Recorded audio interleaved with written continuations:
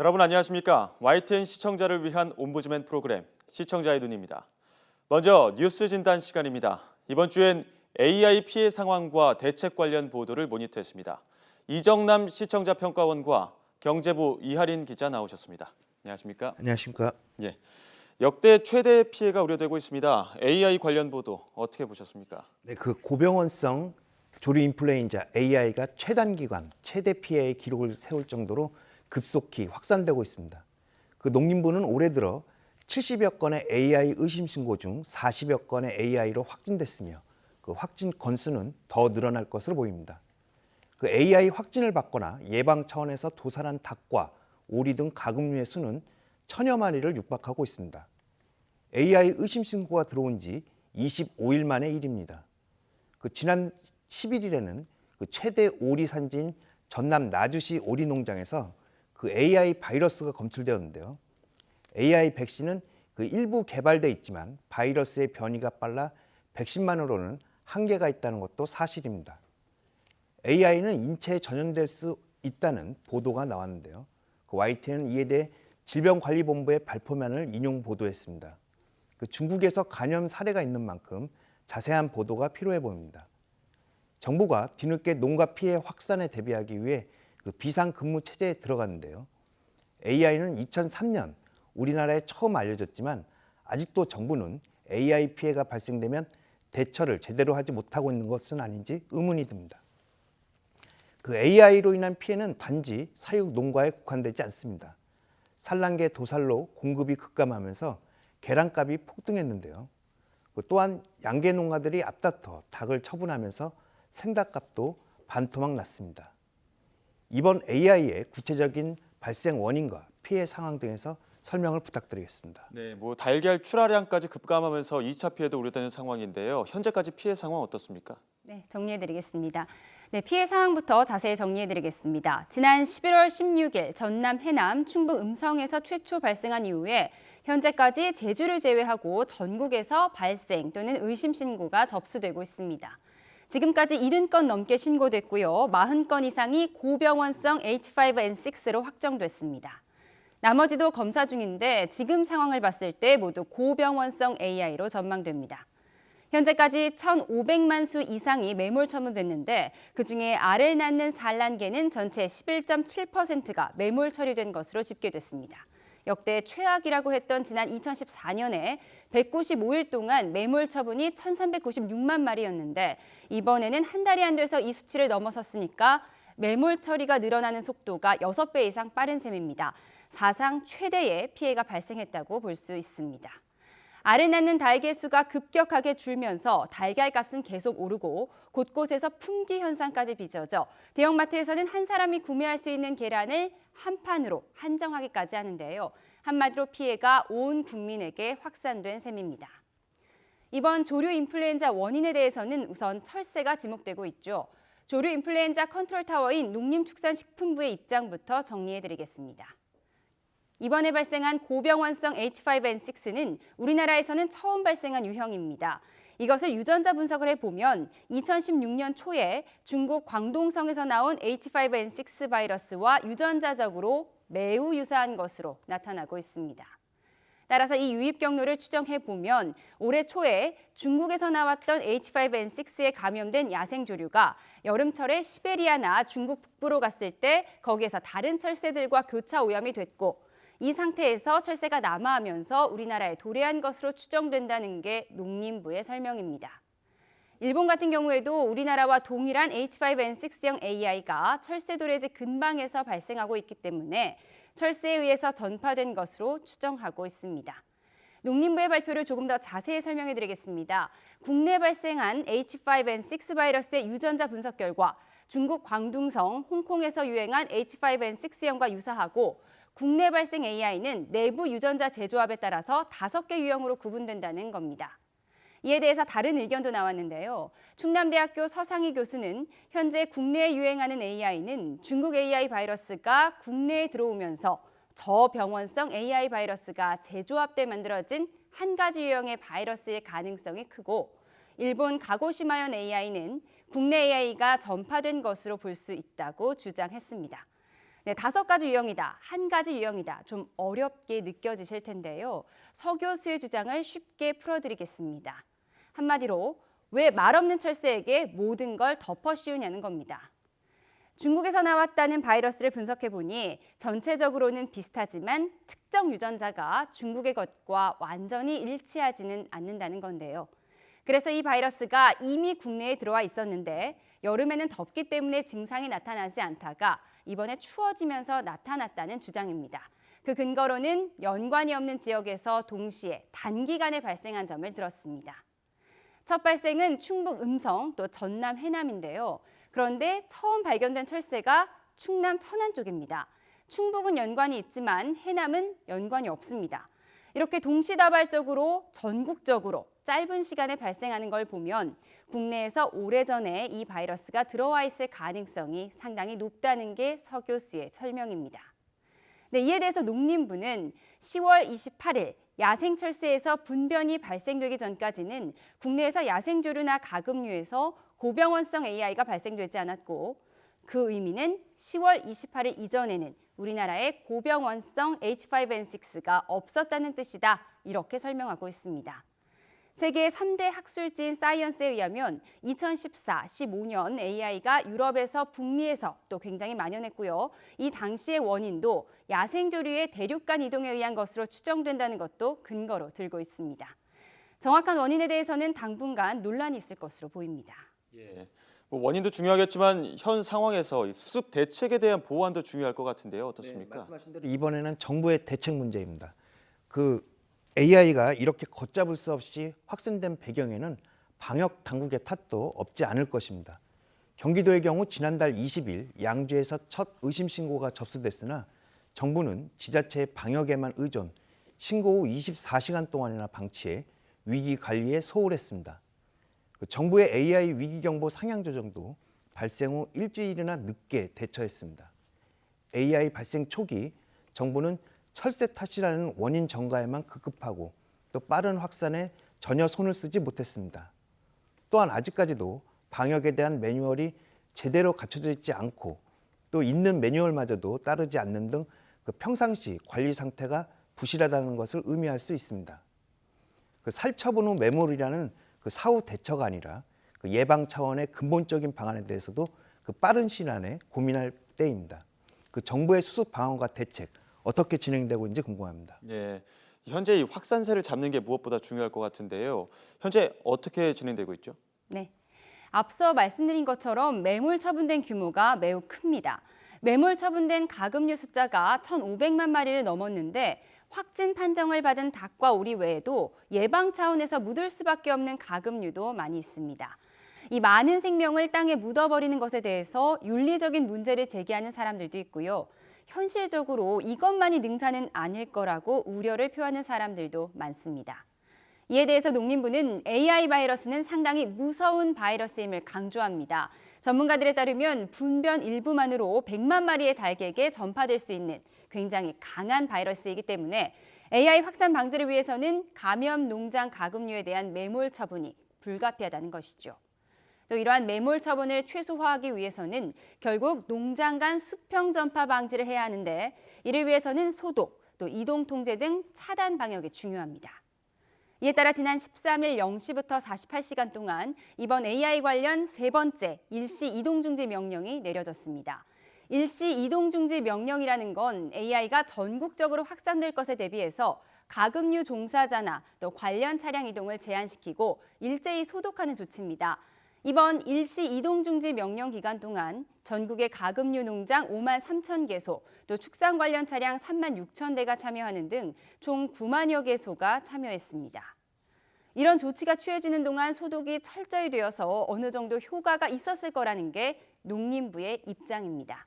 하지만 또 반대 의견도 있습니다. 역시 서상희 교수의 주장을 인용하겠습니다. 미국의 경우는 10년, 20년에 한 번씩 고병원성 AI가 발생하고 있고요. 일본은 우리나라와 같은 바이러스가 11월 15일 동물원 100조에서 발견되고 11월 28일 오리 농장에서 발생하고 또 다음에 산란계 2개 농장에 이어서 오리 농장 등에서 발생을 했는데요. 12월 2일 이후로는 잠잠합니다. 이렇게 조치가 잘 이루어지는 경우는 매몰 처분도 괜찮은 방법이지만 국내의 경우는 방역 시스템이 제대로 작동되고 있지 않기 때문에 발생 빈도가 높게 된다는 겁니다. 따라서 중국이나 동남아처럼 한시적으로 빨리 백신을 도입해야 된다는 게 서 교수의 주장입니다. 어느 농장에 어떤 바이러스가 오염됐는지 찾아내는 시스템을 구축하지 않고 있으니까 막연하게 발생 빈도가 나오면 매몰 처분을 더 확대하는 비과학적인 방법이라는 겁니다. 또 이에 대해 농림부의 주장은 이렇습니다. 구제역에는 유형이 7가지인 반면에 AI 같은 경우에는 유형이 144종이나 되기 때문에 어떤 유형의 AI가 발생할지 예측이 어렵고 따라서 백신 정책에는 분명히 한계가 있다는 겁니다. 선진국에서도 백신보다는 매몰 처분 정책을 하고 있는데 AI가 상시적인 국가, 즉 베트남이나 중국 등에서는 백신을 사용하는 경우도 있습니다. 그런데 우리나라는 AI 상재국은 아니기 때문에 선진국에서 쓰는 매몰 처분 정책이 더 적합하다고 설명하고 있습니다. 다만 완전히 백신 정책을 배제하겠다는 뜻은 아니고요. 백신 정책을 추진할 경우에 여러 가지 비용 문제나 또 백신을 할 경우 새로운 형태의 AI가 발생할 가능성 등 여러 가지를 종합적으로 고려해서 앞으로 검토해 나가겠다고 밝혔습니다. 현재 방역 인력 부족의 문제도 심각합니다. 확산 방지를 위해서는 24시간 이내에 빨리 매몰 처분하는 것이 중요한데 현재 처분 시간이 2.4일 정도로 지연되고 있습니다. 인력이 한 개 농장당 15명에서 20명이 필요하다고 하는데요. 현실은 5명 정도가 투입된다고 합니다. 현장에서 일하고 있는 분들의 피로도가 상당할 것 같은데요. 농림부는 인력을 추가적으로 확보하기 위해서 방역 인력에게 여러 부분에서 우대해주는 등 특별 조치를 하고 있다고 설명했습니다. 농가의 시름이 더 깊어지기 전에 하루빨리 조류 인플루엔자 문제를 해결하기 위한 근본적인 대책을 찾아야 할 것 같습니다. 네, 이번 주 뉴스 진단은 AI 피해 상황과 대책 관련 보도에 대해 이야기 나눴습니다. 이정남 시청자 평가원과 경제부 이하린 기자 함께했습니다. 고맙습니다.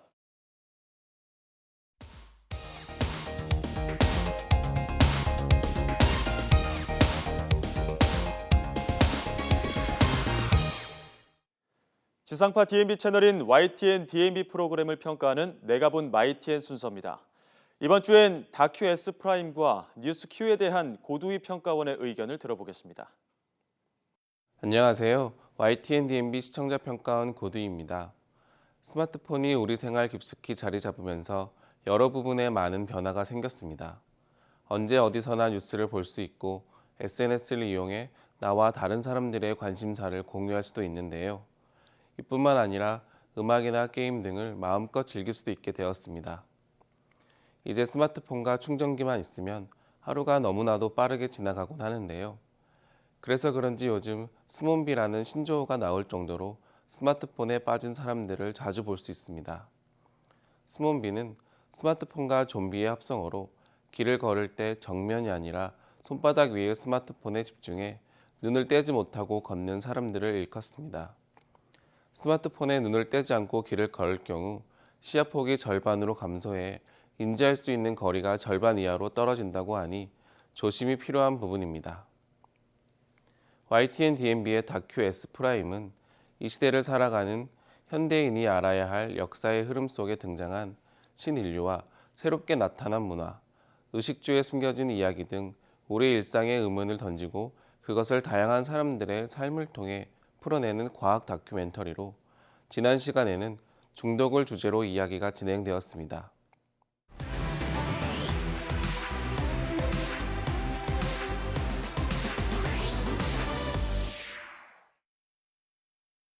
당신은 무엇에 중독되었나요? 편에서는 중독의 정의를 확인하는 것에서부터 프로그램이 시작되는데요. 중독의 사전적 정의인 독으로 지칭되는 유해 물질에 의한 신체 증상이나 알코올, 마약 등의 약물 낭용으로 인한 정신적 중독 등을 설명하였습니다. 중독에 대해 막연히 알고 있던 부분을 정확한 정의를 통해 확인할 수 있었던 좋은 부분이었습니다. 중독의 차원을 물질 중독과 행위 중독으로 나누어 이를 각각 설명한 것도 다양한 형태로 진행되는 중독에 대한 좋은 접근법이라고 생각됩니다. 먼저 물질 중독에 대한 설명에서는 알코올 중독이나 의존증 등을 예로 들었는데요. 세계보건기구의 고위험 음주량이나 우리나라의 알코올 문화가 알코올 중독을 일으킬 수 있다는 내용은 연말이 다가오면서 회식이나 송년회 등 행사가 많은 우리나라의 모습을 다시 한번 생각해 유의하도록 한 것 같아 긍정적인 부분이었습니다. 그리고 행위 중독에 대한 내용에서는 중독의 원인으로 뇌 영역의 신경 전달 물질 중 하나인 감정이나 기억, 식욕, 성욕, 운동 기능을 조절하는 도파민이 설명되었는데요. 각인된 즐거움을 얻기 위해 반복하는 행동이나 행위인 중독을 과학적인 영역에서 접근해 설명한 점이 좋았습니다. 스마트폰이나 알코올과 같은 부정적인 중독이 아닌 긍정적인 중독에 대한 제안도 현대 사회에서의 중독을 좋은 방향으로 유도할 수 있는 내용인데요. 달리기와 같은 중간 강도의 운동을 30분 이상 유지했을 때 몸이 순간적으로 가벼워지고 머리가 맑아지면서 기분이 상쾌해지는 현상을 의미하는 러너스 하이 등의 내용을 예로 들면서 신체 활동 위주의 긍정적인 중독 모습을 보여주었습니다. 부정적 중독과 긍정적 중독의 사례로 현대 사회의 중독을 다루었는데요. 그 부분에서 몇 가지 아쉬운 점이 있었습니다. 먼저 중독에 대한 중요 정의나 전문가의 의견을 제시하는 장면에서 자막을 명시해 설명되었지만 이외의 부가적인 설명에 대해서는 성우의 단순 설명과 자료 화면으로만 진행된 점은 다소 아쉬웠습니다. 또한 알코올 중독과 알코올 의존에 대한 설명이 진행되는 도중 다수의 자료 화면에서 술을 섞는 장면이나 지속적으로 음주를 하는 모습을 보여주었는데요. 다소 과했다는 생각이 들었습니다. 성우는 음주의 위험성이나 중독의 가능성에 대한 설명을 이어가고 있었지만 화면에서는 계속해서 술병을 노출시키거나 음주하는 모습을 보여주면서 음주를 권장하는 것처럼 보이기도 했습니다. 다큐멘터리 프로그램은 연령이나 성별을 가리지 않고 다수의 시청자가 볼 수 있는 특성을 가지고 있습니다. 그렇기에 자료의 종류나 정보원의 신뢰도 등을 더욱 신경 써야 하는데요. 음주에 대한 설명을 위한 어쩔 수 없는 자료 화면이기는 하지만 과도하게 많이 노출된 음주 모습은 아직 성인이 되지 않은 청소년층에게 좋지 않은 영향을 줄 수 있다고 생각합니다. 자료 화면을 선택하고 노출하는데 조금 더 신중을 기해야 할 것 같습니다. 긍정적인 중독에 대한 설명에서도 조금 더 자세하고 명확한 설명이 있었으면 좋았을 것 같은데요. 신체 활동을 통해 근육량을 늘린다거나 목표했던 달리기 거리를 증가시키는 점은 긍정적인 부분일 수 있습니다. 하지만 긍정적인 신체 활동이라 할지라도 자신의 일상생활에 영향을 줄 만큼 과도하게 진행하거나 가족이나 타인에게 피해를 줄 가능성도 있으므로 일반적인 상식의 선에서 긍정적으로 평가하는 것 외에도 관련 분야의 전문가를 통해 심도 있게 내용에 접근했으면 조금 더 객관적인 프로그램이 되지 않았을까 생각됩니다.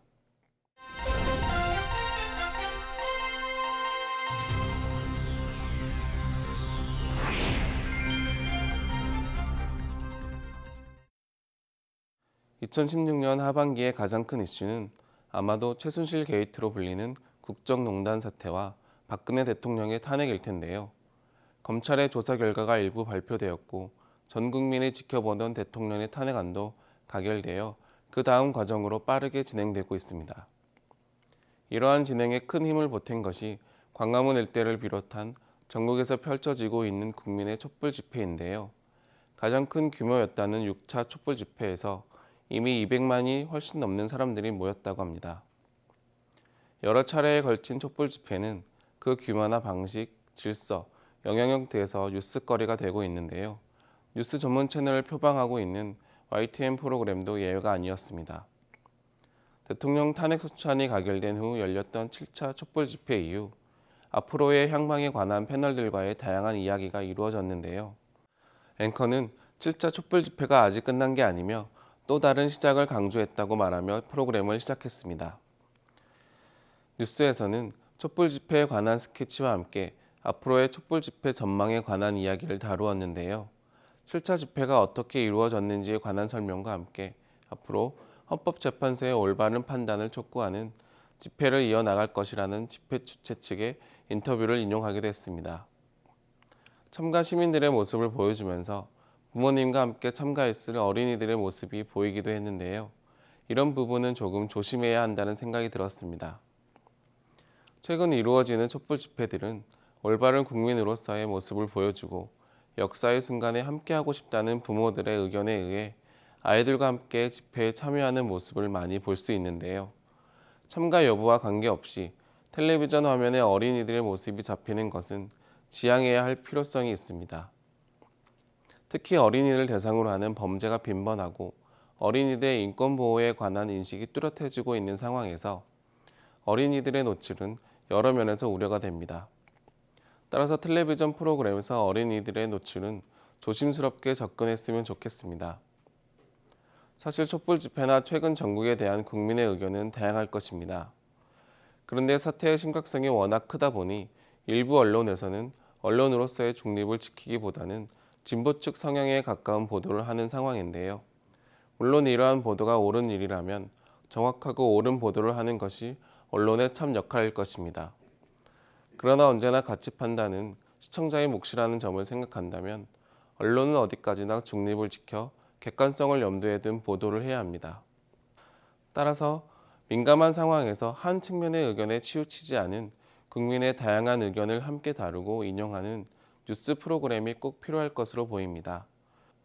YTN은 뉴스 전문 채널인 만큼 언론이 갖추어야 할 첫모습이 무엇인지 잘 생각해서 자리매김해야 할 것으로 보입니다.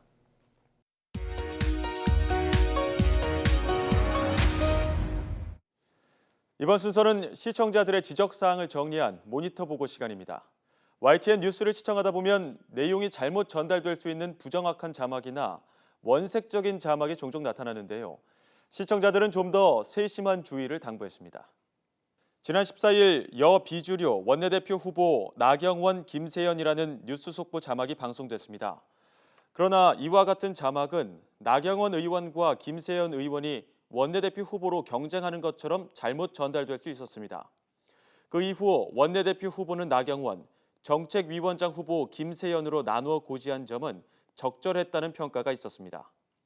그리고 13일 새누리당의 내홍을 원색적 맞대결로 표현한 친박, 비박 원색적 맞대결, 내가 나가라는 자막이 방송됐습니다.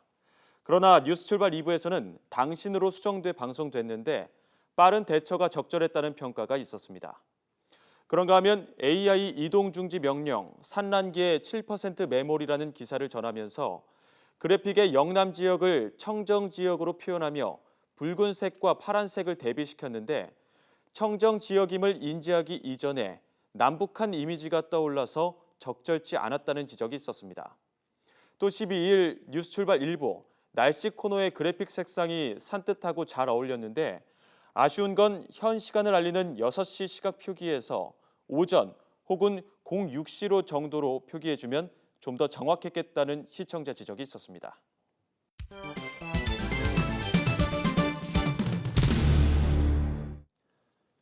언론 전문가로부터 우리 언론의 문제점과 발전 방향 등을 들어보는 매체 비평 시간입니다. 오늘은 이철한 동국대학교 교수로부터 언론의 국제 뉴스와 특파원 보도의 문제점과 개선 방향이라는 주제의 논평을 들어보겠습니다. 언론의 중요한 역할은 시청자들에게 바깥 세상을 보는 창이 되어주는 것입니다. 특히 시청자가 직접 관찰할 수 없는 해외 뉴스에 대해서는 언론사의 국제부와 해외 특파원이 사건의 판단에 큰 영향을 끼치게 됩니다. 그러나 우리 언론이 해외 뉴스 보도 방식에 대해서 그다지 만족스러운 평가는 나오지 않고 있습니다. 지난달 28일 한국언론진흥재단 주최로 외신 보도의 문제점과 개선 방향 토론회에서 현재 국내 언론이 국제 뉴스 보도 시 외신에 대한 의존도는 90% 이상인 것으로 조사되었습니다. 특히 외신 중에서도 AP와 로이터가 대부분을 차지하여 서구 선진국 위주의 시각 보도에 문제점이 지적되었습니다. 이러한 경향은 최근 미국의 대통령 선거 보도에서도 잘 나타났습니다. 국내 선거가 아님에도 불구하고 경마 레이스식 선거 보도가 이뤄졌고 힐러리 클린턴이 당선될 것이란 예측을 했지만 실제로 도널드 트럼프가 당선되었는데 외신에게 전적으로 의존한 보도이기에 오보라는 생각조차 언론은 하지 않고 있는 듯합니다. 워싱턴 특파원들도 배경은 백악관이나 미국 국회 의사당이지만 실제로 보도하는 내용은 현지 언론의 보도나 자료를 사용하고 있었습니다. 즉, 특파원은 해외 보도 시에 외신을 지나치게 의존하는 면을 보완하기 위해서 파견되었지만 특파원마저도 해외 언론에 의존한 보도를 수행하고 있어서 우리 국민들은 서구 선진국 언론사의 시각으로 세상을 보게 되는 문제점을 가지게 되었습니다. 선거 기간 중 미국의 주요 언론은 힐러리 클린턴에 대해서 더 긍정적인 보도를 하였는데 이를 그대로 반영한 우리나라 보도 역시 힐러리 클린턴을 더 긍정적으로 보도하였습니다. 그 결과 각종 여론조사에서 대다수 국민들은 도널드 트럼프 당선자에 대해서 잘 알지 못하더라도 트럼프 당선이 우리나라에 부정적인 영향을 미칠 것이라는 우려를 하게 되었습니다.